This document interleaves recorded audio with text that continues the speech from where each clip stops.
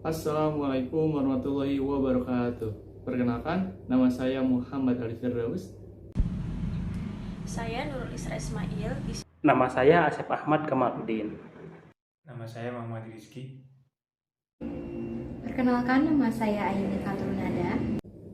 Kami dari kelompok 4. Di sini kami akan membahas mengenai studi kelayakan bisnis dalam pengembangan produk frozen food Bakso Dua Putri. Di sini saya akan menjelaskan tentang profil singkat dari usaha Bakso Dua Putri. Nah, Bakso Dua Putri ini merupakan usaha yang bergerak di bidang makanan cepat saji. Pertama kali didirikan pada tahun 2009 di Bekasi. Dan pada tahun 2015, usaha Bakso Dua Putri ini berpindah ke kota Bandung yang terletak di Jalan Ranca Orai, Mekarjaya, Kecamatan Rancasari. Di sini kami akan menjelaskan mengenai studi kelayakan bisnis dalam pengembangan produk frozen food Bakso Dua Putri yang meliputi beberapa aspek, diantaranya yang pertama aspek pemasaran, yang kedua aspek teknik dan operasional, yang ketiga aspek manajemen dan organisasi, dan yang keempat aspek keuangan. Di sini akan menjelaskan mengenai studi kelayakan bisnis UKM Bakso Dua Putri pada aspek pemasaran. Pada aspek pemasaran, terdapat 6 aspek yang perlu diperhatikan untuk menilai kelayakan bisnis pada UKM Bakso Dua Putri ini. Yang pertama, ada analisis potensi pasar. Yang kedua, ada demand estimation. Yang ketiga, ada segmentasi pasar. Yang keempat, ada market targeting. Yang kelima, ada market positioning. Dan yang terakhir, ada marketing mix. Baik, untuk yang pertama yaitu analisis potensi pasar. Analisis potensi pasar sendiri terbagi menjadi 3 bagian, yaitu market share, market size, dan juga market growth. Untuk market share sendiri atau yang sering disebut dengan persaingan pasar, yaitu diperoleh dari menghitung berapa jumlah pedagang yang aktif di Indonesia, dan nanti hasil akhirnya akan dikalikan dengan jumlah populasi yang ada di Indonesia. Sedangkan market size atau ukuran pasar kita peroleh dari nilai potensi penduduk yang ada di Indonesia dan nanti akan dikalikan dengan nilai harga produk jual pada UKM Bakso Dua Putri ini. Dan yang terakhir yaitu ada market growth atau pertumbuhan pasar, itu nanti akan diperhitungkan dengan jumlah yang diperoleh dari market share dan juga akan dikalikan dengan jumlah yang diperoleh dari market size. Selanjutnya ada demand estimation atau estimasi permintaan. Pada demand estimation ini terbagi menjadi 2 bagian aspek, yaitu data permintaan potensial dan data penjualan dan peramalan. Untuk data permintaan potensial yaitu permintaan pasar yang diperoleh dari kebutuhan konsumen yang akan dibandingkan dengan permintaan yang ada pada kompetitor lainnya. Sementara data penjualan dan peramalan yaitu target penjualan dari tahun ke tahun. Yang selanjutnya yaitu segmentasi pasar. Segmentasi pasar yang pertama ada geografis. Geografis sendiri wilayah penjualan terletak pada Kecamatan Rancasari, Kota Bandung. Namun jika berbicara tentang target, maka penjualan ingin dilakukan seluas-luasnya dengan skala yang lebih besar. Lalu yang selanjutnya ada demografis. Pada demografis berbicara tentang usia maupun jenis kelamin tidak memiliki spesifikasi khusus sehingga produk jual ini dapat dikonsumsi oleh seluruh kalangan usia. Dan selanjutnya psikografis. Untuk psikografis ditunjukkan untuk semua kalangan sosial karena alasannya harga yang terjangkau sehingga dapat dijangkau oleh siapa saja. Dan selanjutnya yaitu perilaku. Karena kandungan lemak dan protein yang baik terdapat pada Bakso Dua Putri ini, maka sehingga dapat meningkatkan loyalitas pelanggan untuk melakukan repeat order. Selanjutnya ada market targeting. Market targeting ini tidak jauh beda dari aspek geografis yang sebelumnya, di mana sasaran utama penjualan ini terletak pada Kecamatan Rancasari, Kota Bandung. Alasannya karena outlet yang baru dibangun itu masih dalam wilayah tersebut. Namun jika berbicara target, maka UKM Bakso Dua Putri ini ingin membuka skala yang lebih besar sehingga pemasarannya dapat dijangkau oleh banyak orang hingga nasional maupun hingga internasional. Yang selanjutnya yaitu market positioning. Dalam suatu pemasaran, kita hanya tidak dapat mengandalkan skill speaking maupun service. Namun jauh lebih dari itu, yang utama ialah menjaga kualitas produk jual kita. Untuk itu, UKM Bakso Dua Putri terus berupaya berkomitmen untuk menjaga bahan kualitas tinggi atau rasa yang tidak berubah dan memiliki cita khas tersendiri. Dan dari segi aspek harga, dari awal merintisnya Bakso Dua Putri ini, owner tidak pernah mengubah atau menaikkan harga dari produk jualnya, sehingga hal itulah yang menjadi alasan konsumen melakukan repeat order dan meningkatkan loyalitasnya. Sehingga hal ini dapat dikatakan layak karena harga yang terjangkau namun kualitas tetap terjaga dan kualitas yang tinggi. Dan yang terakhir yaitu marketing mix. Ada 4 unsur yang terdapat pada marketing mix. Yang pertama ada produk.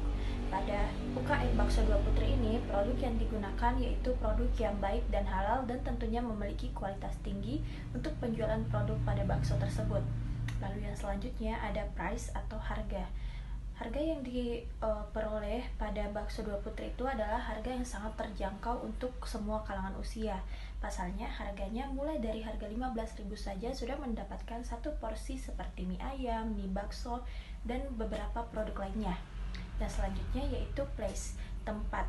Yaitu tempat yang digunakan pada Bakso Dua Putri ini sangat strategis karena dekat dari beberapa universitas, dekat dari beberapa tempat seperti supermarket dan juga tempat swalayan lainnya. Nah, selanjutnya ada promosi. Pada promosi di UKM Bakso Dua Putri ini menerapkan 2 strategi, yaitu pada offline store dan juga online store. Jika di offline store, biasanya Bakso Dua Putri mengadakan diskon pada hari besar seperti hari kemerdekaan atau hari libur nasional, atau biasanya juga mengadakan diskon untuk mahasiswa atau pelajar umum. Dan kalau untuk di online store, Bakso Dua Putri memanfaatkan teknologi atau seperti e-commerce Gojek, Shopee Food untuk meningkatkan pendapatan penjualan dan memperluas pemasaran. Jadi, buat konsumen yang tidak dapat membeli secara langsung dapat memesan melalui aplikasi tersebut. Atau hal ini juga biasa disebut dengan pembelian delivery.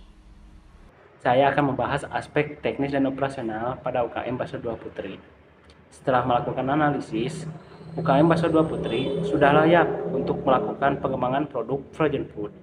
Karena UKM Bakso Dua Putri telah memberikan gambaran yang solid tentang infrastruktur yang digunakan untuk operasional yang efisien, pemilihan peralatan, serta pemilihan bahan baku yang berkualitas, lokasi produksi yang strategis, dan manajemen rantai pasok yang baik, menciptakan dasar yang kokoh untuk pengembangan produk bakso beku berkualitas tinggi pada UKM Bakso Dua Putri. Selanjutnya, aspek manajemen dan organisasi. Keorganisasian di Bakso Dua Putri pada awalnya sangat sederhana, yaitu terdiri dari pemilik dan 3 orang karyawan. Kemudian setelah dianalisis, untuk dikembangkan memproduksi frozen food akan ditambah dengan bagian produksi, pengemasan, penjualan, distribusi, dan keuangan. Kemudian untuk sistem rekrutmen, Bakso Dua Putri melakukan rekrutmen secara kekeluargaan, yaitu orang-orang yang bekerja berasal dari keluarga, saudara, kerabat, dan kenalan dari kampung halaman pemilik. Akan tetapi, kedepannya akan merekrut karyawan dari luar dengan pendidikan minimal SMA atau sederajat. Yang terakhir yaitu aspek keuangan. Dalam aspek keuangan ini, saya akan menjelaskan mengenai hasil akhir dari penelitian pengembangan produk frozen food Bakso Dua Putri, yang mana nantinya apakah bisa dikatakan layak atau tidak, dengan menggunakan beberapa metode perhitungan seperti payback period, profitability index, net present value, dan juga internal rate of return. Baik, langsung saja kita masuk dalam metode perhitungan pertama, yaitu payback period. Payback period adalah salah satu metode dalam penilaian kelayakan usaha untuk mengukur periode waktu pengembalian modal yang telah digunakan. Nah, berdasarkan gambar di samping diperoleh hasil bahwa pengembalian modal pada usaha ini yaitu memerlukan waktu 3 tahun 5 bulan. Sehingga pengembangan usaha ini bisa dikatakan layak karena waktu pengembalian modal yang dibutuhkan itu kurang dari waktu investasi yang telah ditentukan. Metode perhitungan yang kedua yaitu profitability index. Profitability index adalah metode penilaian yang menghitung perbandingan antara nilai arus kas bersih yang akan datang dengan nilai investasi sekarang.